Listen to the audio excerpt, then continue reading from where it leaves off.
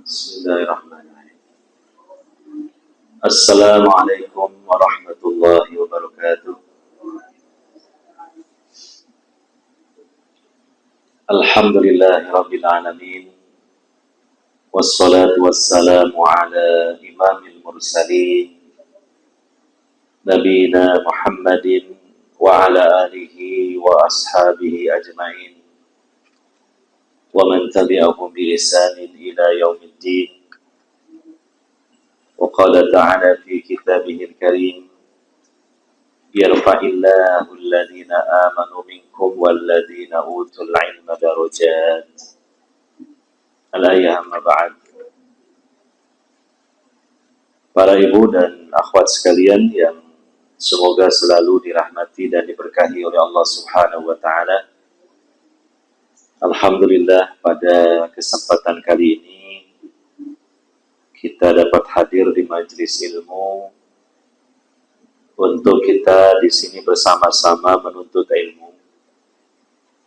ilmu Islam yang bersumber dari Al-Quran dan Sunnah Nabi SAW.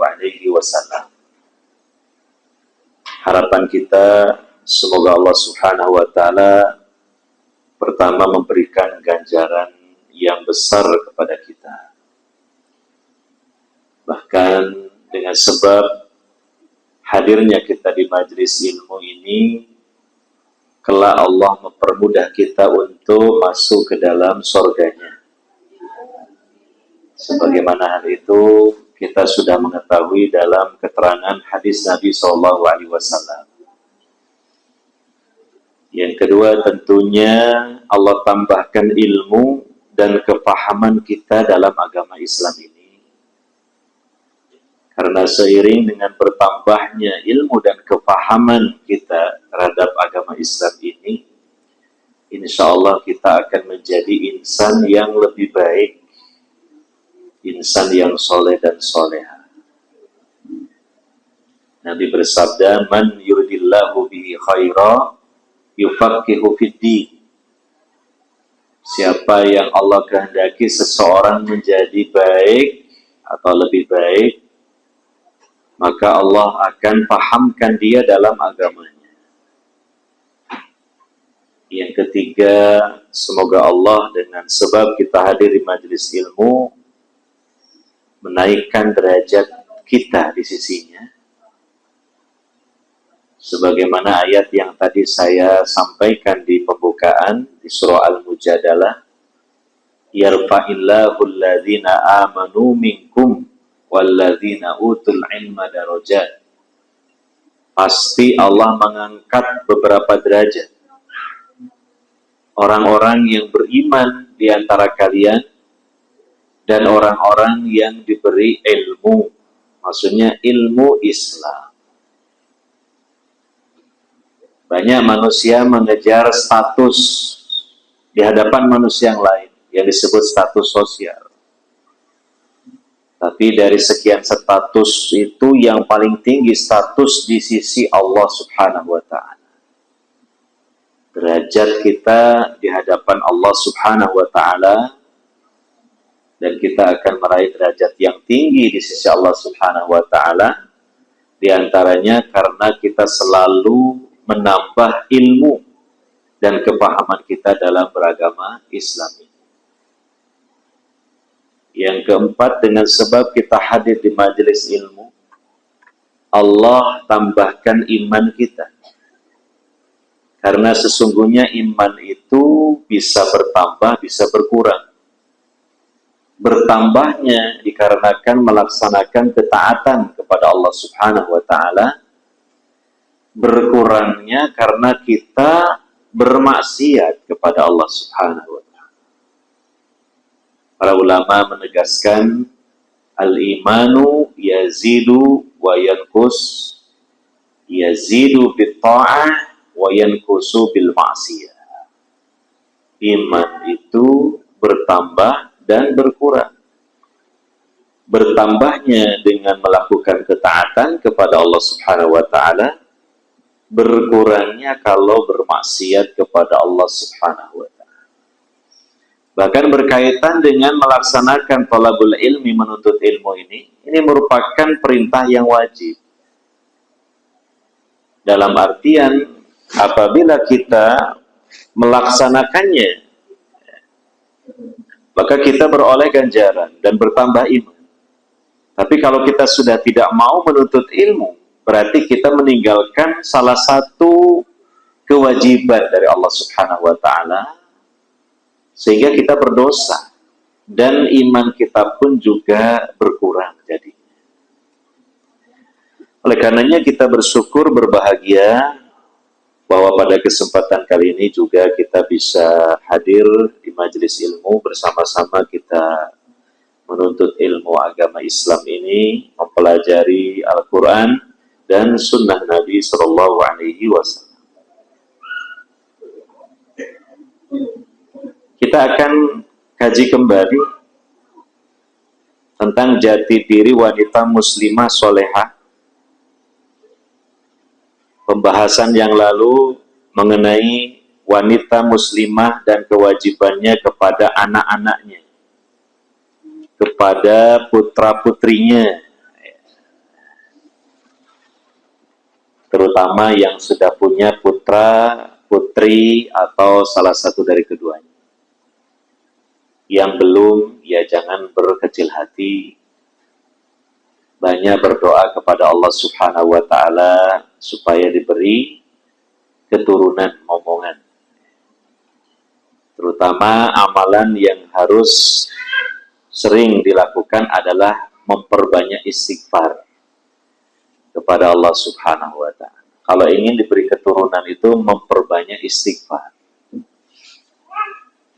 Jangan sampai salah langkah malah datang ke dukun. Dukun nggak bisa memberi keturunan. Yeah. Sebab yang bisa memberi keturunan hanya Allah Subhanahu wa Ta'ala. Tidak ada satupun makhluk yang mampu melakukan hal ini.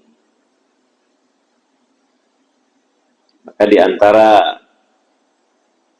thariqah atau cara secara batiniah yang harus dilakukan oleh seseorang yang mungkin sekian lama belum dianugerahi momongan, memperbanyak istighfar pada Allah Subhanahu wa Ta'ala, dan kemudian berdoa kepada Allah Subhanahu wa Ta'ala, memohon kepadanya keturunan. Ya, karena di Al-Quran surah Nuh, ya, Nabi Nuh pernah berkata kepada kaumnya, "Faqultu astaghfiru rabbakum innahu kana ghaffara yursilis samaa'a 'alaikum midrara wa yumdidkum bi amwali wa banina wa yaj'al lakum jannati wa yaj'al lakum anhara." Nabi Nuh berkata, "Aku berkata kepada kaumku, wahai kaumku, perbanyak kalian mengucapkan istighfar. Niscaya Allah akan mendatangkan air hujan yang cukup deras. Dan juga Allah akan memperbanyak harta kalian dan anak keturunan kalian. Dan mengalirkan air di sungai-sungai serta dapat menyuburkan lahan-lahan kalian." Maka di antara faedah dan keutamaan memperbanyak istighfar itu apa? Diberi momongan keturunan. Di samping yang lainnya, dicukupkan rizki berupa harta. Ya. Terutama membaca istighfar di akhir malam sebelum datangnya waktu subuh. Itu waktu yang paling afdal, yang paling utama, memperbanyak istighfar secara mutlak. Artinya tanpa ditentukan bilangannya, sebanyak-banyaknya. Dibaca seikhlas-ikhlasnya dan sehusu-husunya. Dan lakukan terus tanpa merasa jenuh dan bosan. Toh juga istighfar sendiri merupakan doa yang pahalanya besar, Dan istighfar sendiri menjadi sebab Allah hapuskan dosa-dosa kita. Karena istighfar itu artinya mohon ampun kepada Allah Subhanahu wa Ta'ala atas dosa-dosa dan kesalahan-kesalahan kita. Sudah selesai pembahasan itu, jadi bagaimana seorang wanita muslimah solehah tanggung jawab dan perhatiannya kepada putra-putri mereka. Niatkan ikhlas karena Allah Subhanahu wa Ta'ala sehingga menjadi investasi akhirat, menjadi tabungan pahala yang sangat besar sekali. Kemudian bab yang keenam selanjutnya, wanita muslimah dan kewajibannya terhadap kerabat, family, terhadap keluarga besarnya, terhadap kedua orang tuanya, terhadap saudara-saudarinya, terhadap paman bibinya, keponakannya, ya orang-orang yang ada hubungan kekerabatan dengan wanita muslim. Maka ini juga jangan sampai diabaikan. Dan rata-rata kita itu ya punya kerabat ya, rata-rata. Sedangkan Islam dalam ajarannya itu sangat memperhatikan untuk selalu menyambung kekerabatan yang disebut dengan silaturahim. Biasanya kita menyebutnya silaturahmi. Nah, sebenarnya yang lebih pas itu silaturahim. Silaturahim. Ini terdiri dari dua kata, silah dan rohim. Silah itu artinya menyambung. Rahim itu maksudnya rahim, organ reproduksi yang ada pada seorang wanita. Rahim, tempat bersemainya benih manusia. Nah, kenapa dikaitkan dengan rahim? Karena menyambung di sini adalah menyambung dengan orang-orang yang ada hubungan darah dengan kita, yang ada hubungan rahim dengan kita, yang ada hubungan kekerabatan dengan kita. Ya. Allah menyebutkan dalam beberapa ayat perintah untuk menyambung silaturahim. Demikian apalagi dalam hadis-hadis Nabi Shallallahu Alaihi Wasallam, sampai-sampai perintah untuk menjaga hubungan baik dengan kerabat atau silaturahim itu bagian dari ajaran Islam yang pertama-tama disampaikan oleh Nabi SAW dalam dakwah beliau. Ya, ini kita bisa menemukan dalam hadis Bukhari ketika Abu Sufyan, yang waktu itu beliau masih musyrik, ya, Abu Sufyan. Beliau bersafar dalam rangka berniaga ke negeri Syam. Singkat cerita, kemudian beliau dipanggil oleh Herakles, penguasa Romawi ketika itu. Kalau kita biasa menyebutnya Hercules, gitu. Iya. Hercules itu mendengar ada berita bahwa di Mekah ini muncul seseorang yang mengklaim dirinya sebagai nabi, gitu. Nah, Hercules ini setidaknya dia kan ahlul kitab dari kalangan Nasrani. Tentu sedikit banyak juga membaca atau mengetahui berita dari kitabnya kalau ada nanti nabi akhir yang dijanjikan. Sehingga dia merasa penasaran tentang sosok yang mengaku nabi ini. Qadarullah, kemudian Abu Sufyan, ya, seorang pemuka dari penduduk Mekah itu sedang berkunjung ke Syam. Maka dipanggillah oleh Herakles ini atau Hercules ini Abu Sufyan. Setelah Abu Sufyan menghadap Hercules, Hercules bertanya kepada Abu Sufyan tentang ajaran apa saja yang disampaikan oleh seseorang yang mengklaim dirinya sebagai nabi. Maka ketika itu Abu Sufyan menyampaikan apa adanya. Ya, seseorang yang mengaku nabi ini yang namanya Muhammad ini mengajak kami untuk mentauhidkan Allah. menyembah hanya satu Tuhan, yaitu Allah Subhanahu wa Ta'ala, dan meninggalkan segala sesembahan kepada selain Allah. Kemudian diperintahkan juga kami ini untuk menjaga kehormatan diri, terutama jangan sampai melakukan perzinahan. Menjaga kehormatan diri, kesucian diri. Kemudian lagi kami diperintahkan untuk menyambung hubungan kekerabatan. Nah itu. Selalu menjaga silaturahim. Nah, itu diantara. Berarti ini menunjukkan betapa pentingnya dan merupakan bagian dari ajaran pokok dalam Islam sesungguhnya. Menjaga hubungan yang baik dengan kerabat kita. Yang terkadang kita juga lalai dalam hal ini kalau tidak diingatkan, dan terkadang juga kita meremehkan hal ini kalau tidak diberitahu. Mungkin kita sudah berkeluarga, punya pasangan hidup, punya keluarga sendiri, hidup mandiri. Terkadang kemudian lupa kita sudah putus sama sekali dengan kerabat. Bahkan dengan saudara-saudari. Nah, ini jangan sampai terjadi seperti itu. Sesibuk apapun tetap kita harus bisa menyambung hubungan.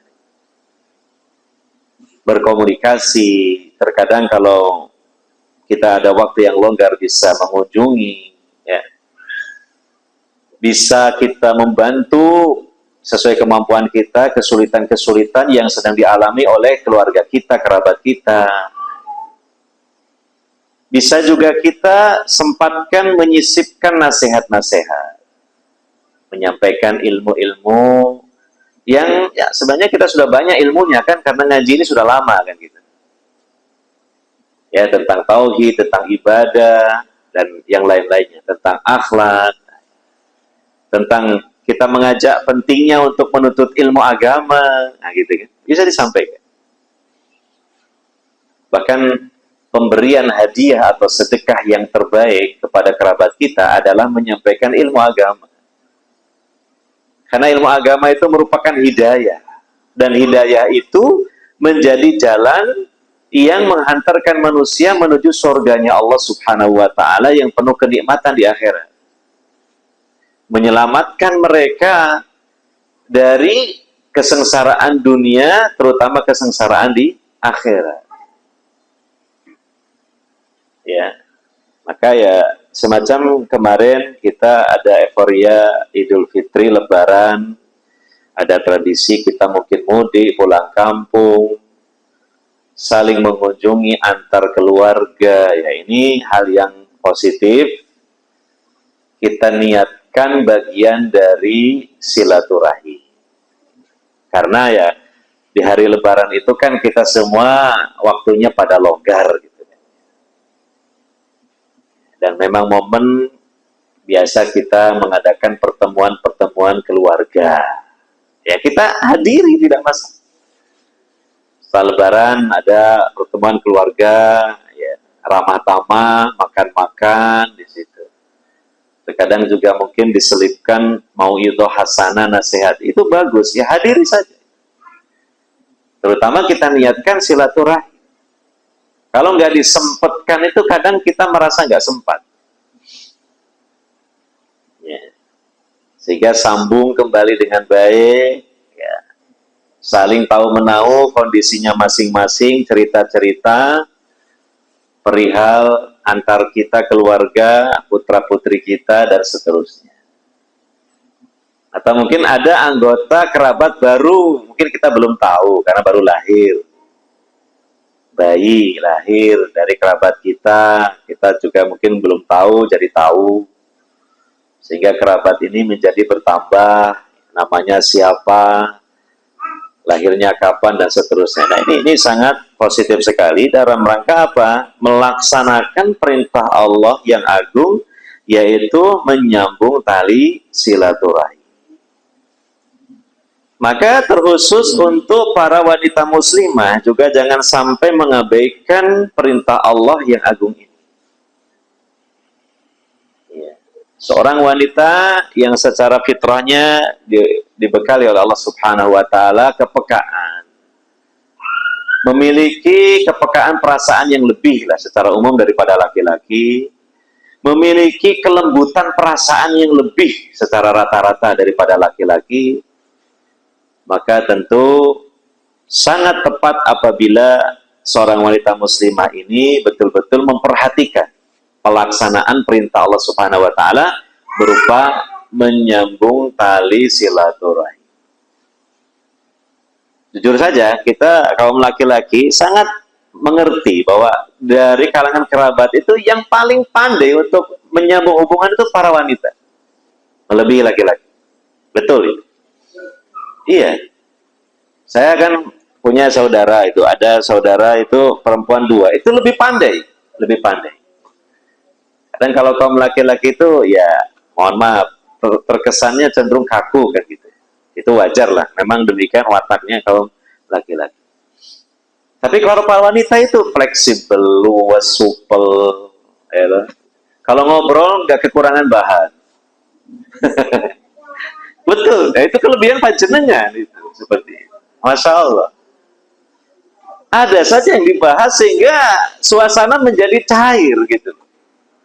Sehingga suasana menjadi hangat dan akrab gitu. Ada saja yang dibahas.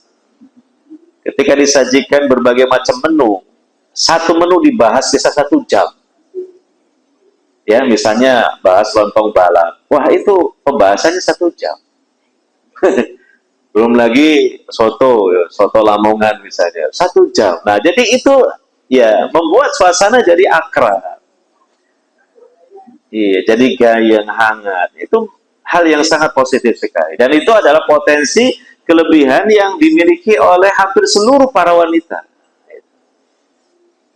Ya, tatkala antara kerabat keluarga itu ada mungkin hubungan-hubungan yang kurang harmonis. Ada kekakuan-kekakuan karena mungkin ada sedikit-sedikit perselisihan. Yang paling pandai untuk mencairkan suasana itu para wanita. Ya. Maka kadang kita dengan membawa istri ini bisa cepat suasana itu menjadi akrab, menjadi hangat. Di situ kelebihannya. Karena wanita memang secara fitrahnya Allah bekali itu tadi.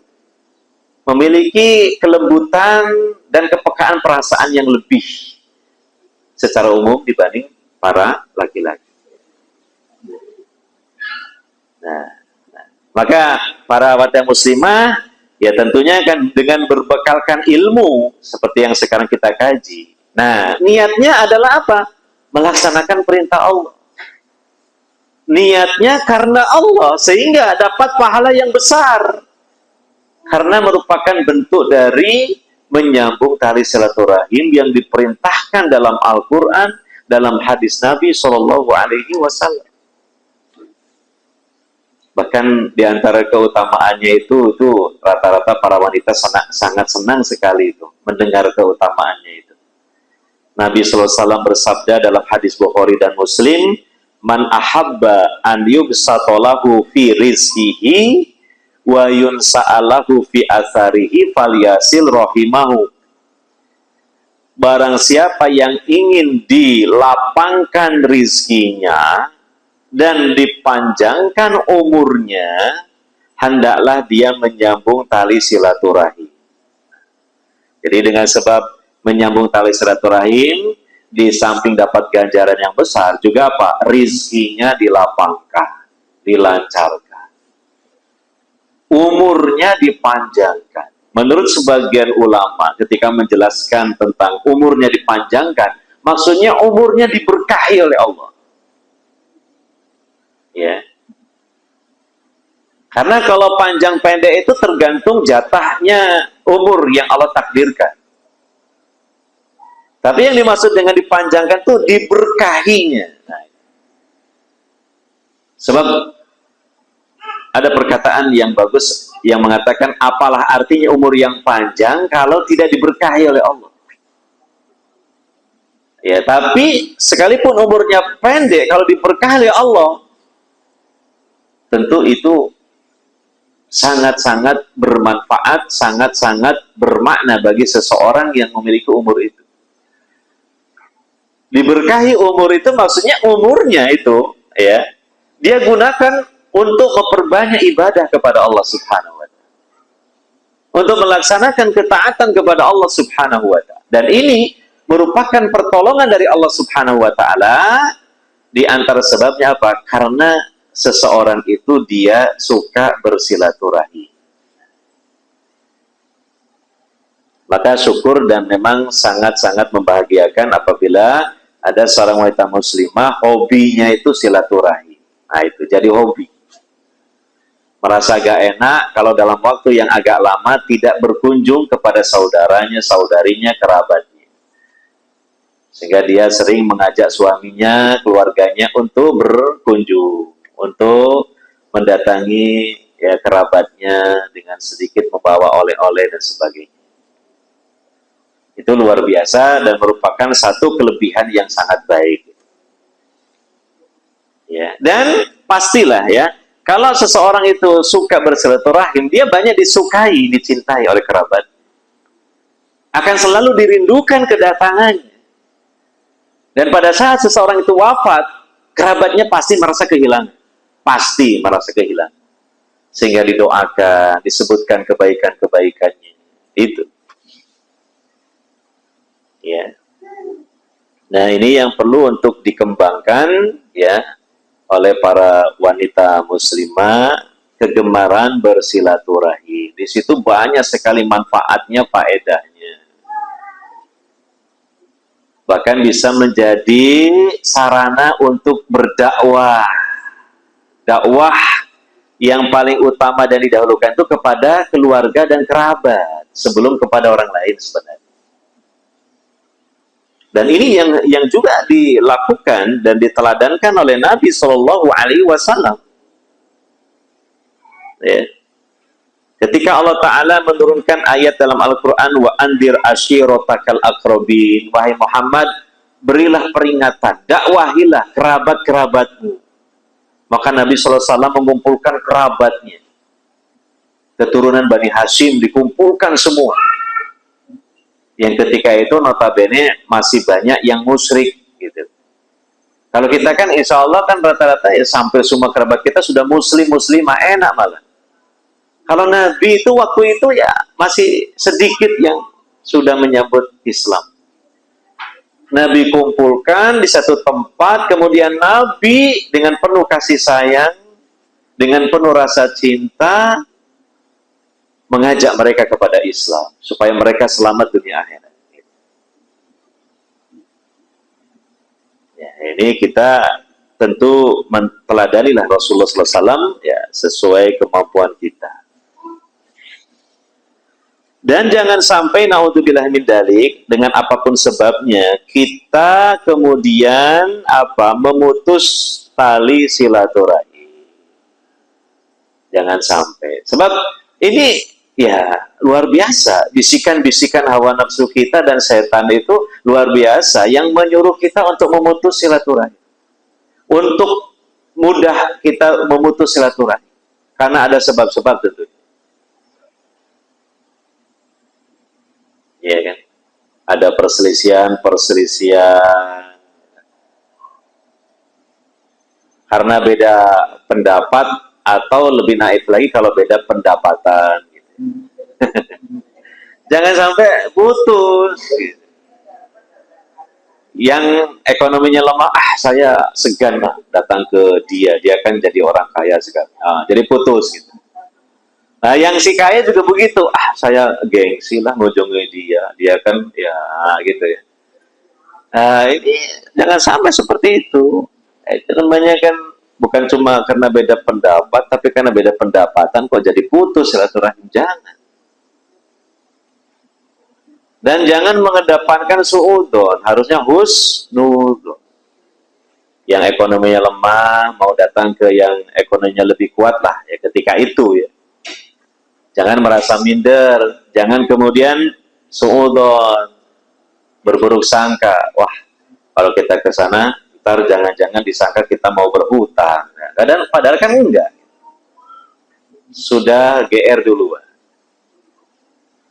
Yang si kaya juga begitu, ketika didatangi yang saudaranya yang sedang lemah ekonominya, jangan suudzon. Allah paling kesini paling ada butuhnya, ada maunya. Paling sedang kesusahan minta bantuan. Nah, padahal kan belum tentu. Kalaupun iya, ya ini bagian dari silaturahim. Silaturahim itu banyak bentuknya. Tidak ditentukan dalam syariat. Yang penting perkara yang ma'ruf. Silaturahim itu bisa dengan memberi hadiah, bisa dengan memberi sedekah, bisa membantu kesulitannya. Lah kalau terhadap orang lain saja kita dianjurkan, diperintahkan untuk meringankan kesulitan mereka, apalagi terhadap keluarga sendiri, apalagi terhadap kerabat sendiri, tentu lebih utama untuk kita dahulukan dalam hal membantu kesulitan mereka, meringankan beban mereka, kan begitu.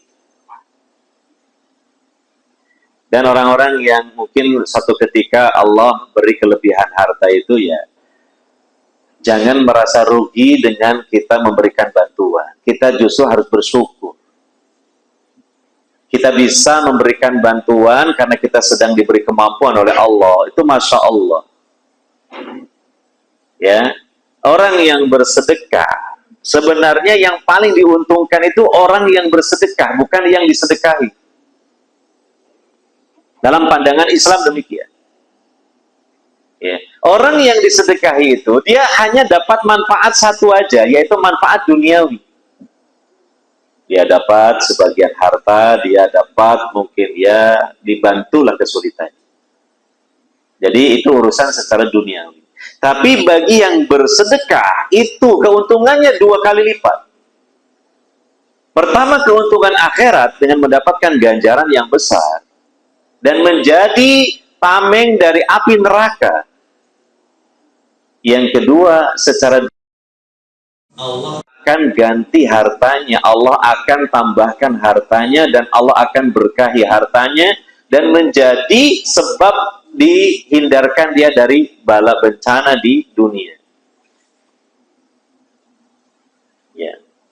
Bukankah disebutkan dalam hadis Nabi SAW, nanti menjelang hari kiamat, orang itu kesusahan untuk bersedekah. Bukan karena tidak ada harta, justru karena kebanyakan harta, semua orang itu kaya, sehingga sulit mencari orang yang mau menerima sedekah. Nanti menjelang hari kiamat akan terjadi hal seperti itu. Jadi banyak orang membawa harta, cari-cari siapa yang mau menerima sedekah saya, siapa yang mau menerima sedekah saya. Nggak ada yang mau terima, karena semuanya berkecukupan. Karena semuanya kaya. Sehingga orang-orang kaya itu yang mau bersedekah merasa susah. Dia ingin dapat pahala yang besar dengan sebab sedekah, tapi nggak bisa. Jadi jangan merasa kalau kita membantu saudara kita, kerabat kita, bersedekah, kita itu kok rugi. Tidak, justru paling diuntungkan. Ditambah lagi sekaligus dalam rangka niat kita apa? Menyambung tali silaturahim. Nah, ini harus dilatih ya bagi para wanita muslimah ya untuk menghilangkanlah hal-hal seperti itu ya, mengikis kebahilan, kekikiran dalam diri kita. Karena siapa yang mampu mengalahkan kebahilannya, kepikirannya, maka dia tergolong orang-orang yang beruntung. Wa may yuqasuha nafsihi faulaika humul muflihun. Siapa yang dijauhkan oleh Allah dari kebahilan, dari kepikiran, maka dia tergolong orang-orang yang beruntung. Apabila seseorang kemudian malah memutus tali silaturahim, dia jatuh ke dalam dosa besar. Bahkan diancam oleh Nabi SAW dalam hadis riwayat Al-Bukhari dan Muslim. Nabi bersabda, la yadkhulul jannah qati'ur rahimin. Tidak akan masuk surga orang yang memutus tali silaturahim. Hati-hati kita semua ya, hendaknya memperhatikan hadis ini. Hadis ini hendaknya selalu harus kita ingat-ingat. Jangan sampai kita nggak masuk surga karena memutus tali silaturahim, padahal kita juga rajin sholat, rajin ngaji, rajin puasa, bukan hanya yang wajib saja, yang sunnah kita juga melakukan puasa sunnah, ya, dan yang lain-lainnya dari kebaikan-kebaikan. Ternyata kita di akhirat tersandung. Sandungannya apa? Memutus tali silaturahim sehingga kita nggak masuk surga, sehingga kita nggak dapat bagian surga. Jadi ini perkara besar ya, tidak boleh diremehkan.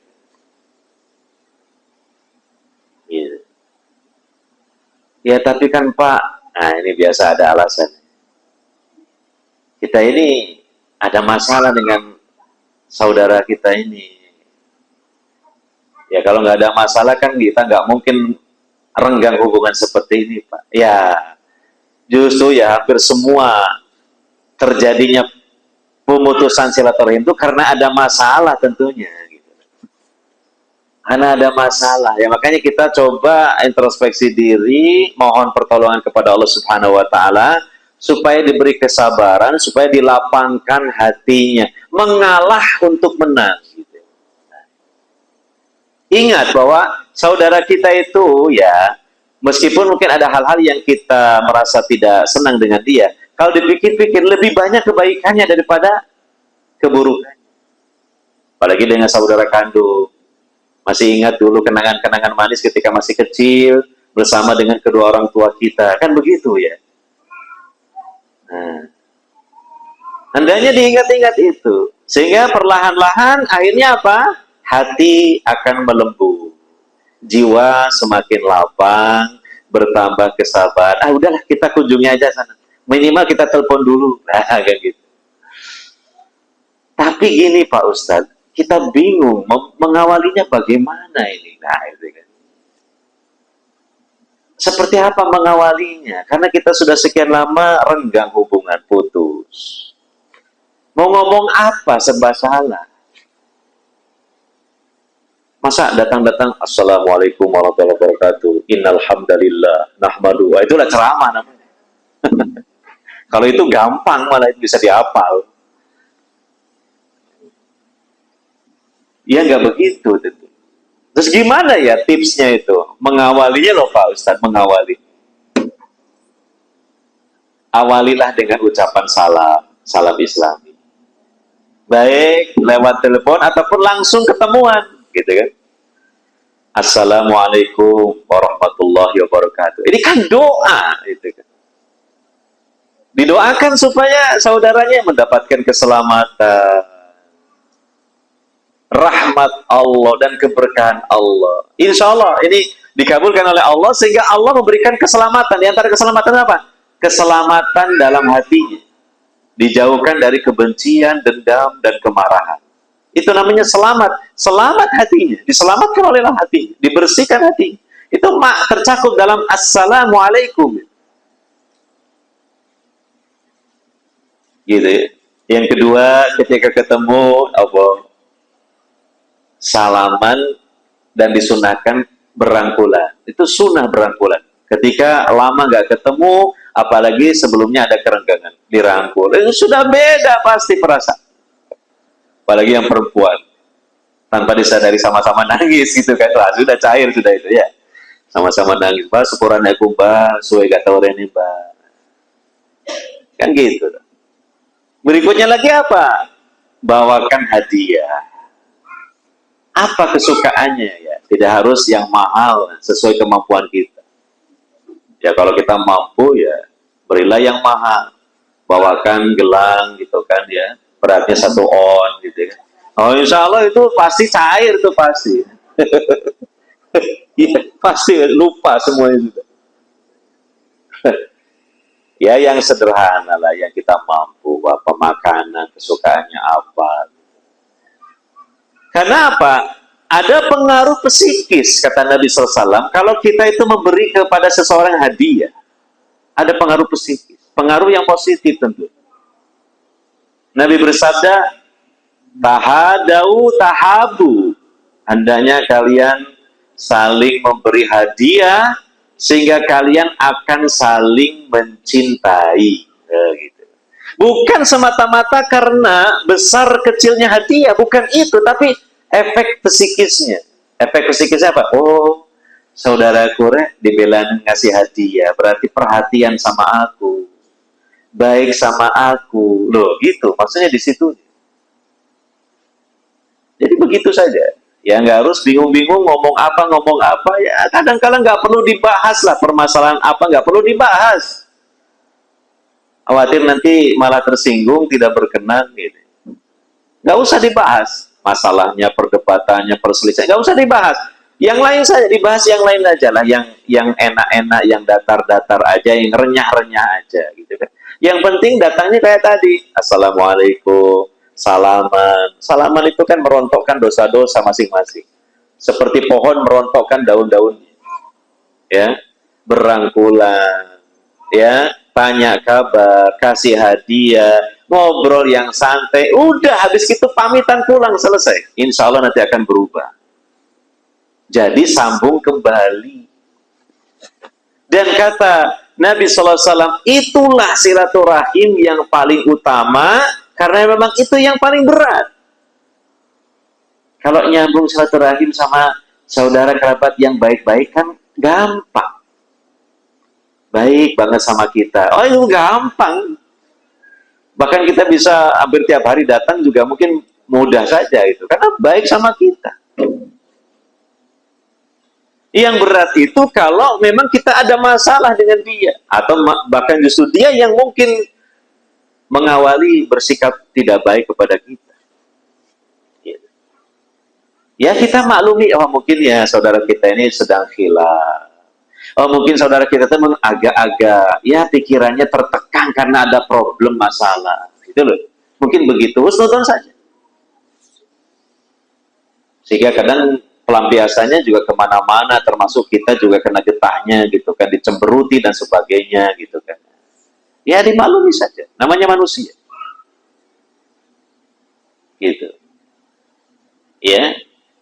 Kata Nabi SAW, ya, laisal wasil bil mukafi, walakin al wasil idza qata'ahu wasolahu. Orang yang benar-benar menyambung silaturahim itu bukan menyambung dengan kerabat yang baik sama dia. Kalau itu kan memang karena dia baik, ya wajar kita juga menyambungnya. Tapi yang namanya orang yang betul-betul menyambung silaturahim itu apa? Ketika dia diputus hubungan, dia berusaha menyambungnya. Nah, dan ketika itu, dialah yang paling afdol, yang lebih utama daripada saudaranya. Karena dia yang memulai untuk menyambung hubungan. Banyak ya dalam kenyataan hidup sebab-sebab sehingga hubungan kekeluargaan itu menjadi putus. Iya.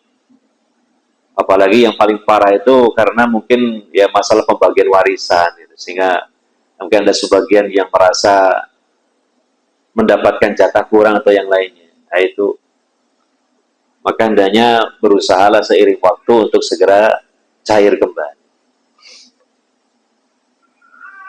Makanya masalah warisan ini kan juga ya harus betul-betul ditangani secara baik, dan yang paling utamanya ya tentu dengan hukum Islam, dengan faraid. Cuma kadang-kala ya faraid ini kan kalau yang sudah ngaji sih akan legowo dan justru setuju, tapi yang belum ngaji kadang ya itu belum tentu terima. Nah, makanya ya segera diselesaikan dengan mendatangkan seorang yang alim yang bisa menjadi hakim penengah di situ. Karena banyak sekali yang terjadi ya pemutusan hubungan kekeluargaan, silaturahim, bahkan seakan-akan seumur hidup ya gara-gara masalah pembagian warisan.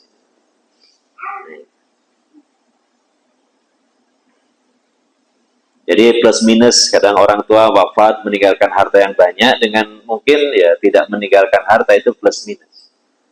Kalau tidak meninggalkan harta kan nggak ada istilahnya royoan warisan. Apalagi kalau orang tua itu sudah tidak meninggalkan harta, malah meninggalkan banyak utang. Itu nggak ada yang royoan untuk bayar utangnya. Ada yang royoan. Pada mundur semua, sampai naik gitu. Padahal kalau dibayarkan itu termasuk bentuk berbakti anak kepada orang tua.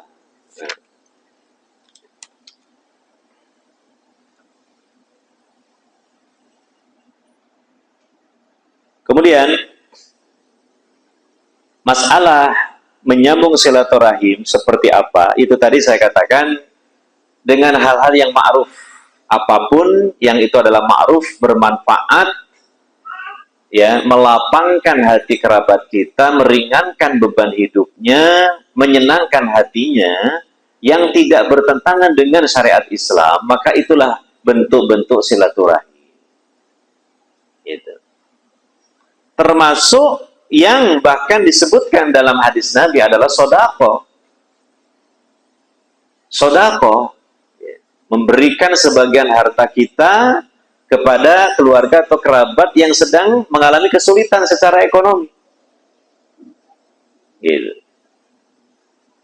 Bahkan dalam masalah pembagian zakat, nah ini kerabat ini didahulukan untuk mendapatkan. Baik zakat fitri maupun zakat mal. Iya. Sebelum kepada orang lain. Ya, karena apa? Di samping sedekah yang kita berikan kepada kerabat itu bernilai pahala, juga bernilai menyambung tali silaturahim. Sehingga pahalanya double, pahalanya dua. Kata Nabi SAW dalam hadis riwayat At-Tirmidzi, as-sadaqatu 'alal miskin shadaqah. Wa ala dirrahim fintani sadaqatun wasilatun. Kalau kita bersedekah kepada orang miskin, di mana orang miskin ini orang lain, bukan kerabat kita, bukan saudara kita, itu pahalanya pahala sedekah. Satu pahala. Tapi apabila kita bersedekah kepada kerabat kita yang miskin, yang sedang kesulitan, menghadapi kesulitan ekonomi, kata Nabi, mendapatkan dua pahala. Pahala pertama, pahala sedekah. Pahala yang kedua, pahala silaturahim. Bisa saja pahala yang kedua ini yang lebih besar, karena silaturahim itu merupakan ibadah yang agung.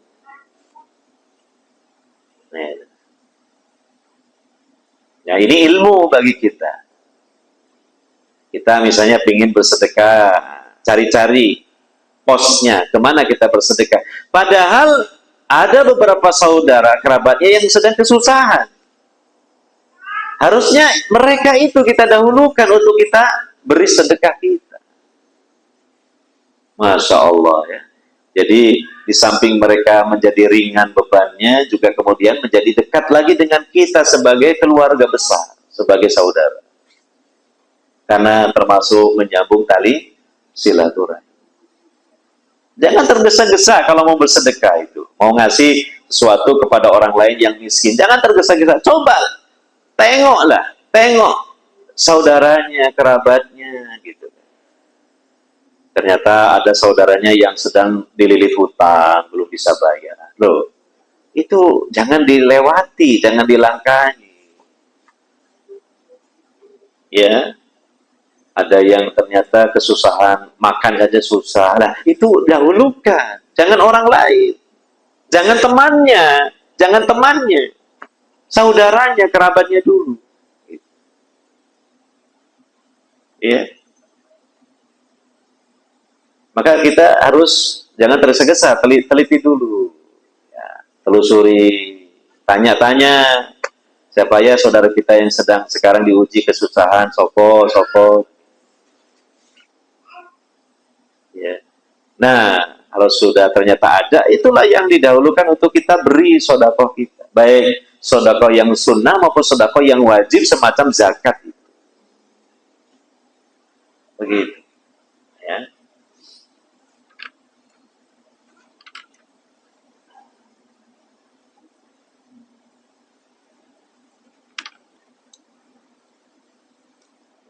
Kemudian bagaimana kita ingin menyambung silaturahim dengan saudara atau dengan kerabat kita, tapi mereka melakukan perlakuan-perlakuan yang tidak baik kepada kita.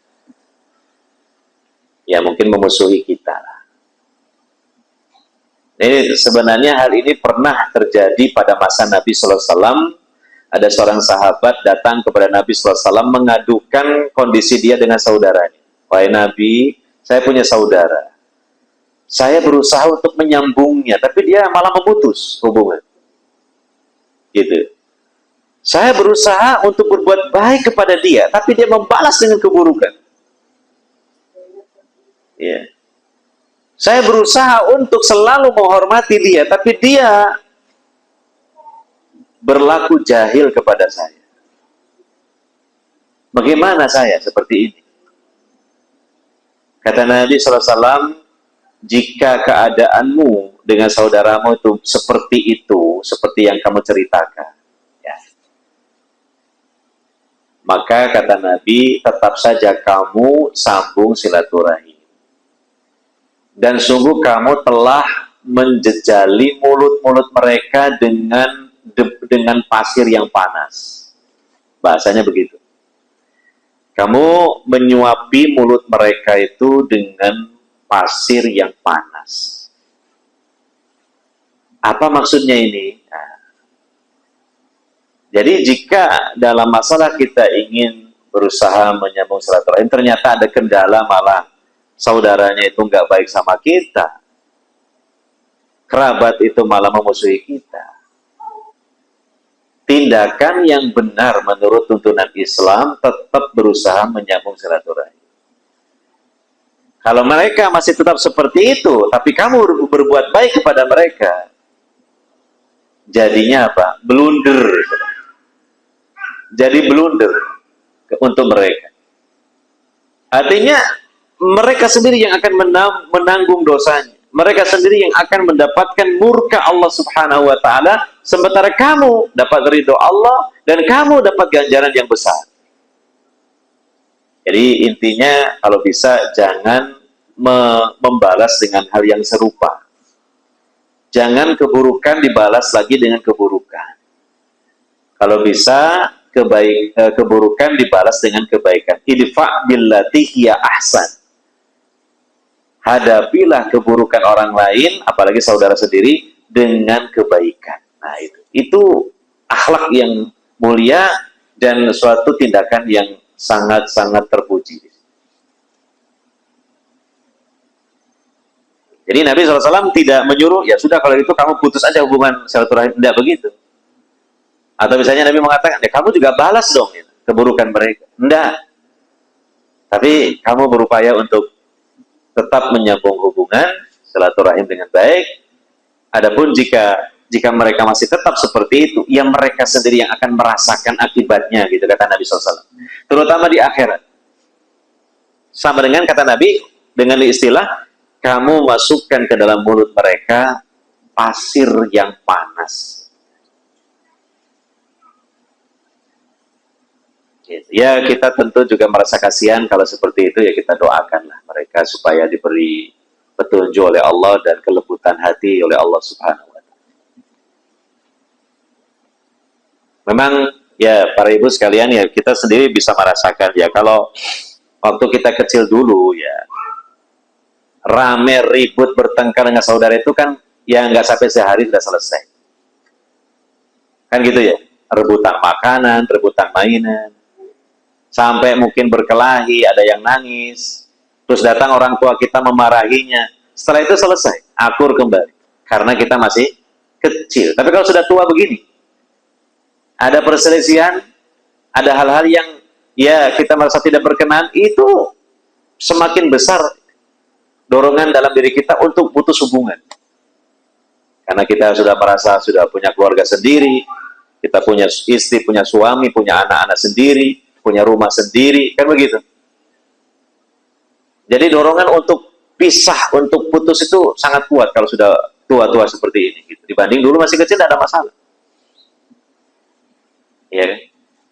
Maka dari itulah silaturahim ini merupakan ibadah yang sangat agung, karena juga ya rintangannya juga tidak ringan, kadang-kala berat. Terutama bagaimana kita bisa ya menyingkirkan ya kemarahan-kemarahan di dalam hati kita, kejengkelan-kejengkelan dalam hati kita. Untuk kita kemudian bisa hati kita ini menjadi lapang, menjadi sabar, menjadi mudah memaafkan. Dan disitulah letak kemuliaan seorang mukmin. Makanya Allah Subhanahu Wa Taala menyebut ya perangai orang-orang yang bertakwa itu apa? Ya wal kadhiminal ghaidh wal afina anin nas. Orang yang pandai mengendalikan emosinya, mengendalikan marahnya, menahan marahnya, ya, dan juga dia mudah memaafkan kesalahan orang lain. Wal afina anin nas.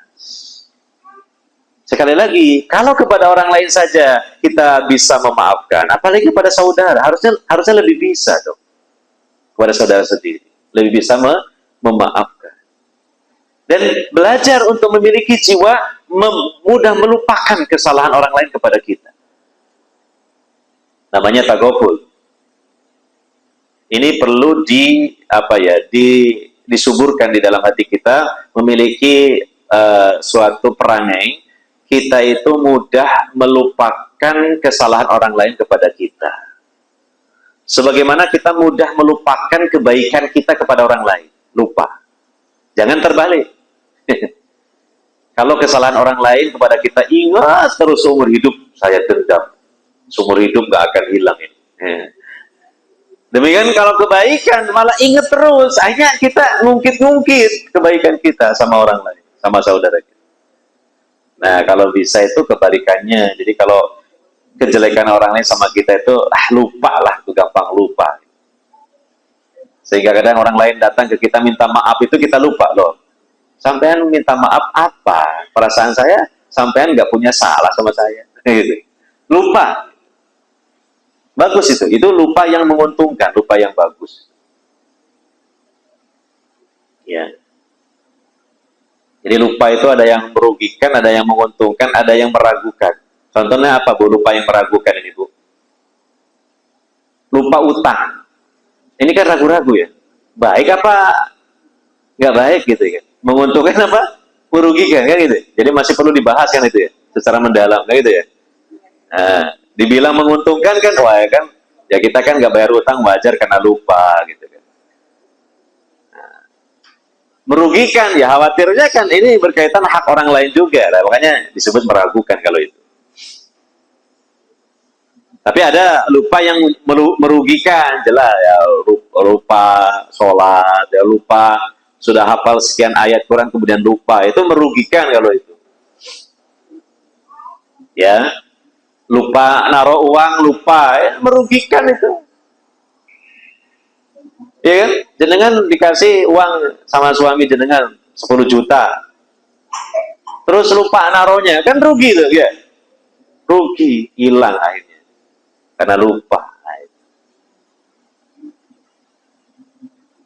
Nah, ada lupa yang menguntungkan dan menjadi akhlak yang mulia, yaitu lupa keburukan orang lain kepada kita, perkataan orang lain yang tidak mengenakkan hati kita, kita lupa.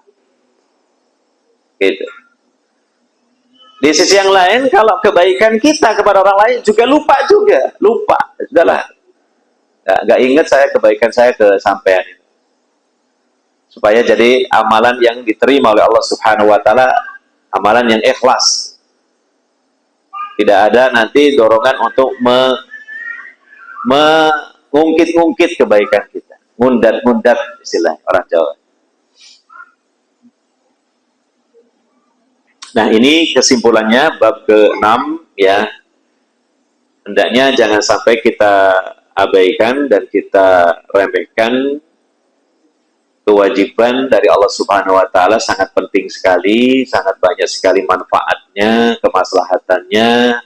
Dan menjadi sebab hidup kita semakin nyaman, semakin nikmat, semakin tenang, yaitu berusaha untuk selalu menyambung tali silaturahim.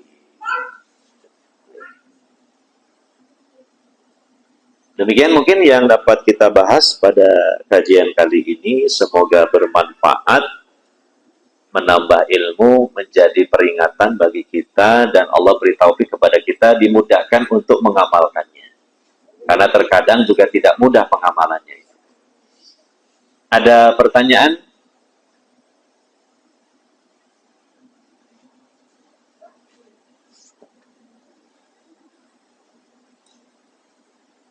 Iya.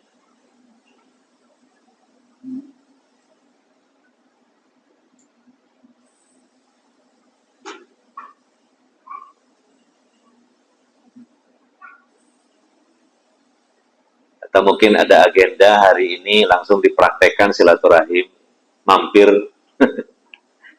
ke rumah kerabatnya, saudaranya gitu. Ya itu langsung dipraktekkan. Gitu. Iya. Berkunjung, beramah tamah, nah kan gitu. Nah itu luar biasa, mempraktekkan silaturahim. Dan tambahan catatan, ketika kita itu serius mempelajari Islam, ya, hijrah kepada sunnah, di mana mungkin ada hal-hal yang pada diri kita ini perubahan-perubahan yang kadang-kadang kita tidak menyadarinya. Tapi orang lain itu menyoroti kita, terutama keluarga kita. Saiki DE berukutan nih kelambi ini koyo ngono. Saiki nadi-nadi kaos kaki, nah macam-macam lah ya kan. Nah, maka itu semua akan bisa ditepis, akan bisa diminimalisasi, akan bisa dicairkan dengan mengamalkan silaturahim. Seperti itu. Nah, pada awalnya dia ada hal-hal yang merasa ya janggal kepada kita. Tapi ternyata loh, iya, tapi setelah dia ngono, saya tambah akrab karo aku. Perhatian sama saya. Dia sering mengunjungi saya, dia sering nanya kabar saya, dia sering bawakan sesuatu untuk saya. Loh, jadi berubah. Persepsinya itu jadi berubah menjadi positif. Nah, itulah hikmahnya silaturahim. Nah, jadi yaitu namanya dakwah bil hal namanya. Dakwah itu ada dua, dakwah bil qaul dan dakwah bil hal. Dakwah bil qaul itu dengan omongan. Yang kedua itu dakwah bil hal, dengan kita sikap kita. Itu dakwah juga. Bahkan para ulama mengatakan dakwah bil hal ablag minad dakwah bil qaul. Ya, dakwah dengan sikap yang baik, akhlak yang baik itu lebih efektif, lebih mengena di hati orang daripada dakwah dengan cuma omongan, cuma ngomong.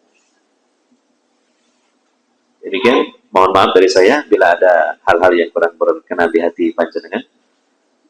Subhanakallahumma wa bihamdika asyhadu an la ilaha illa anta astaghfiruka wa atubu ilaik. Wa sallallahu ala nabiyyina Muhammadin wa ala alihi wa sahbihi ajmain. Walhamdulillahirabbil alamin. Wassalamualaikum warahmatullahi wabarakatuh.